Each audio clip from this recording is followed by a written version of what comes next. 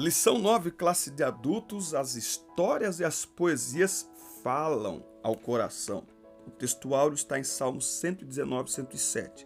Estou aflitíssimo, vivifica-me, ó Senhor, segundo a tua palavra. Os livros históricos e poéticos mostram a soberania e sabedorias divinas. O relato dessas verdades produz fé e esperança em nossos corações.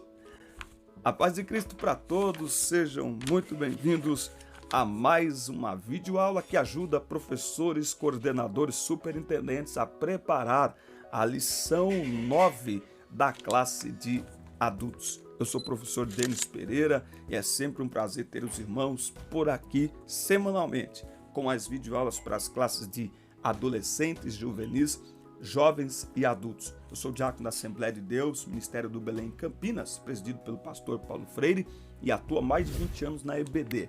Se você não está inscrito aqui ainda no canal, inscreva-se e ative as notificações para o YouTube te informar. Curta o vídeo, essa interatividade mostra a relevância do nosso conteúdo e então o YouTube divulga para mais pessoas o nosso material.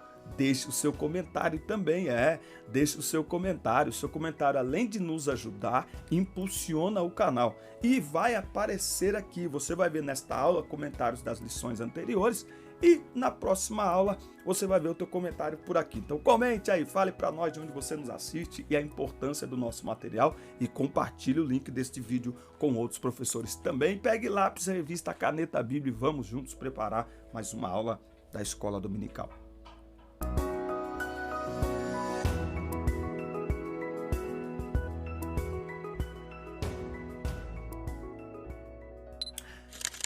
Introdução da nossa lição. A Bíblia faz uso de gêneros literários para expressar a revelação divina. Nós vamos ver aqui hoje poesias, versos, prosas, estilos que a Bíblia usa para nos apresentar e nos revelar a vontade de Deus, a palavra de Deus. Quero lembrar aos irmãos que acabamos de criar o canal A Academia da EBD.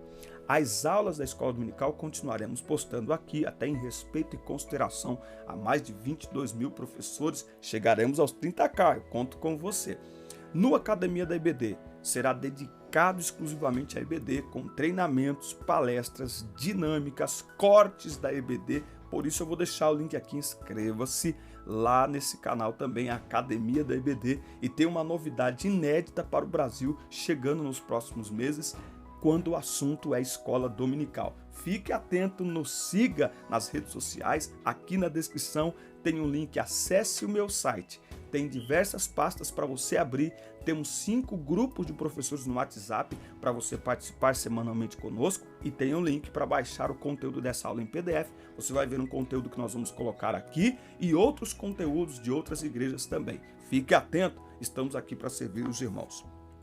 Muito bem, tópico 1, as histórias do Antigo Testamento. Deixa eu achar aqui, as histórias do Antigo Testamento. E aqui eu vou fazer uma pergunta para você, fique atento. Os livros históricos, não é? E aqui nós vamos ter o que ele fala sobre os livros históricos, que demonstram que Deus controla o curso da natureza. Josué 21:45 aqui. Muito bem, eu faço uma pergunta, Deus intervém na história? Deus intervém na história? Bom, existem duas teorias acerca da intervenção de Deus na história. Tem o deísmo, não é? Tem o deísmo, que apesar de admitir a existência do Ser Supremo, ela ensina que Deus não está interessado no curso da história. Então ele criou e abandonou a sua criação à própria sorte, façam o que vocês quiserem. Esse é o deísmo.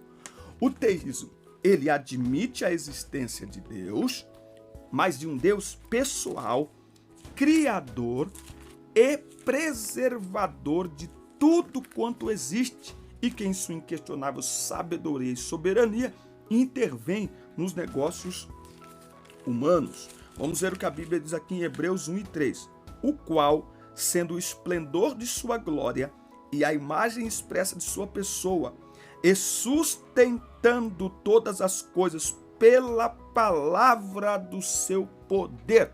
Então Deus não apenas criou, mas ele sustenta. tudo com a palavra do seu poder. As histórias dos juízes, ele vai aqui apresentar as histórias dos juízes desse período, ok? Então, nesse período, as pessoas viviam como queriam. E aí Deus levantava juízes quando o povo clamava ao Senhor. É interessante isso. Quando o povo clamava, Deus intervia, levantava um juiz, esse juiz guiava o povo, esse juiz morria, o povo fazia o que queria, aí o povo clamava e ficava assim, enfim. O tempo dos juízes foi marcado por uma gangorra espiritual, porque aquela geração não conhecia o Senhor, não tinha vivido experiências pessoais com Deus. Juízes 2:10. Levantou-se uma nova geração que não conhecia o Senhor nem seus poderosos feitos. Eu chamo de uma transição de geração. O grande dilema da igreja hoje é apresentar e direcionar essa geração a ter experiências com Deus. A geração do monte, a geração das vigílias, aquela geração está passando e uma nova geração está aí. E esta geração precisa ter experiências com Deus. Foi também um tempo onde disciplina e misericórdia estavam lado a lado, conforme o comportamento do povo. Então eles se desviavam de Deus, Deus os entregava aos inimigos, midianitas, filisteus, amonitas. Quando eles clamavam ao Senhor, Deus manifestava a sua misericórdia. Isso nos ensina que a misericórdia de Deus está disponível para todos que se prostrarem diante dele, ok? Misericórdia para quem se prostra, misericórdia para quem se rende, misericórdia para quem se humilha. 1.3, as histórias dos reis. Por volta do ano 1050, Deus constitui Saul, aí ele vai falar de Saul, que fracassou, Davi, depois vem Salomão, divisão do reino, enfim. Essas narrativas mostram que os planos do Senhor não podem ser impedidos, porque independente de tudo que aconteceu, o plano de salvação, ao longo de toda a história dos reis de Israel, houve os tementes a Deus e os que abandonaram a vontade de Deus. Mas o plano eterno de salvação, por meio de Cristo, atravessou toda a história sem jamais ser impedido ou mesmo aniquilado. Então, os planos de Deus não podem ser frustrados, não é? Eu até costumo dizer, são os planos de Deus. Se os nossos planos se frustraram ou estão sendo frustrados, é porque os nossos planos não estão de acordo com os planos de Deus. Então, quando Jó diz, bem sei que tudo podes, e nenhum dos teus planos podem ser frustrados, são os planos de Deus, não são os nossos planos. Os nossos planos, eles só não se frustram quando estão de acordo com os planos de Deus. Muito bem. Tópico 2. Os livros poéticos e de sabedoria do Antigo Testamento. Aí ele vai falar dos livros sapienciais e poéticos. Jó, Salmos, Provérbios, Eclesiastes e Cantares de Salomão. Não é? Eles ensinam a sabedoria por meio de poesia, de prosa. A prosa retrata o modo como normalmente falamos. A poesia expressa sentimentos e pensamentos mediante versos que atingem o intelecto e as emoções. Estes livros retratam um coração completamente aberto diante de Deus, sem reservas nem limites. Creio que estão na Bíblia para revelar a nós que Deus nos fez por inteiro e se interessa por inteiro por nossa existência, inclusive por nossas emoções. Eclesiastes, Provérbios e Jó, eles têm ali as suas particularidades, não é? Eclesiastes, ele vai tratar aí da vida, do sentido da vida, não é? Provérbios, a sabedoria, Jó, o sofrimento, que são temas muito atuais. Em Jó, ao invés de porquê, somos encorajados a entender para quê, qual o propósito, a finalidade daquilo que estamos passando. Em Provérbios, somos ensinados que temer ao Senhor é sinal de sabedoria. Em Eclesiastes, que a vida é passageira e que nossa liberdade terá consequências de acordo com nossas escolhas. Eclesiastes, a gente tem que ler Eclesiastes 12, 13 e 14, é isso? Vamos ver aqui, Eclesiastes. Olha só o que diz Eclesiastes 12, 13 e 14. Vamos ouvir a conclusão de toda a questão.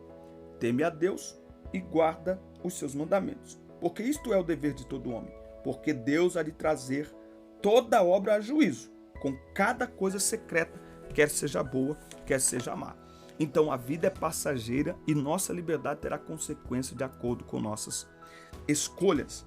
E aí ele termina falando de Salmos e Cantares de Salomão.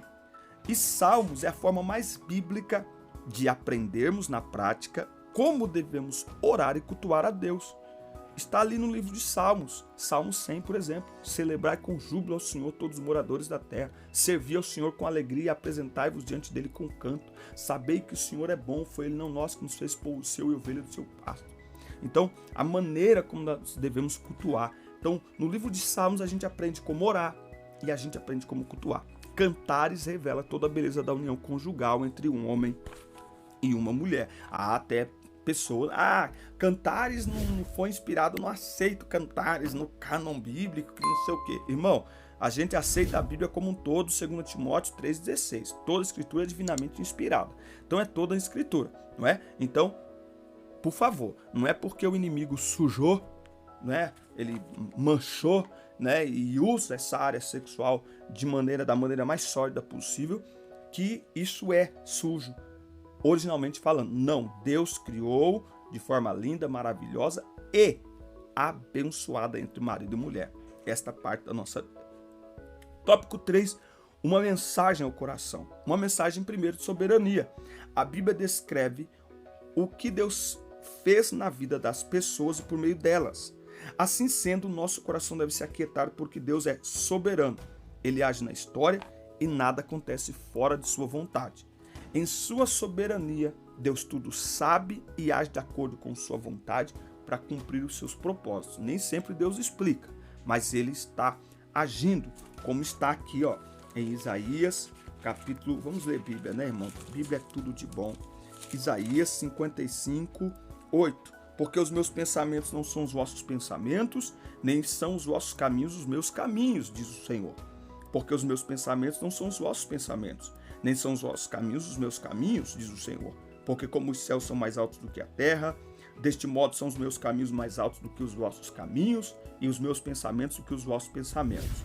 Porque como cai a chuva e a neve do céu e não retornam naquela direção, mas molham a terra e a faz produzir e brotar, para que possa dar semente para o semeador e pão para o que come.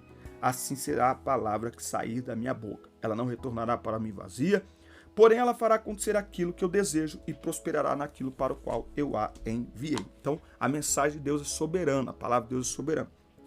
É também uma mensagem de sabedoria. E sabedoria são conselhos práticos e atitudes práticas. É aquilo que a gente faz com o que a gente sabe. Isso não é puro conhecimento.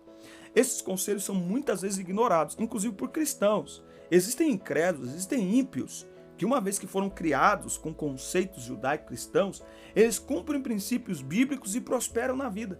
E tem muitos crentes que não prosperam, sabe por quê? Porque ignoram princípios da palavra de Deus. Seja como for, e aí não tem a ver com salvação, ok? Seja como for, quem quer que os colocar em prática vai colher os resultados positivos que compõem estes conselhos da palavra de Deus. É também uma mensagem de adoração. Refletem o ideal divino de espiritualidade e adoração. Mostra o coração que confia, o coração contrito, o coração que glorifica, o coração agradecido e o coração arrependido. A verdadeira adoração, de acordo com os salmos, está repleta de confiança, contrição, glorificação, gratidão e arrependimento. O adorador não se esconde de Deus, mas se rende completamente diante de sua presença. É por isso que, segundo a Crônicas, nós vamos ler o texto todo. Se o meu povo se chama pelo meu nome, se humilhar e orar, se converter dos seus maus caminhos, então eu ouvirei dos céus. Então é essa entrega total que Deus espera de nós e que o livro dos Salmos nos mostra dentro da palavra de Deus. É um contraste. Deus é soberano, conhece tudo e age em tudo. Mas também é um Deus acessível àqueles que o buscam de todo o coração. Eu concluo aqui essa nossa aula com Isaías 57:15. Porque assim diz o elevado exaltado, que habita na eternidade, cujo nome é santo. Eu habito no elevado e santo lugar, também com aquele que é de um espírito contrito e humilde, para reanimar o espírito do humilde e vivificar o coração dos contritos. Deus é soberano, mas também é um Deus acessível. Amém, meus irmãos? Forte abraço. Espero que tenha os ajudado em mais uma aula da Escola Dominical. Forte abraço, assista, curta, compartilhe, inscreva-se no canal. Até o nosso próximo encontro.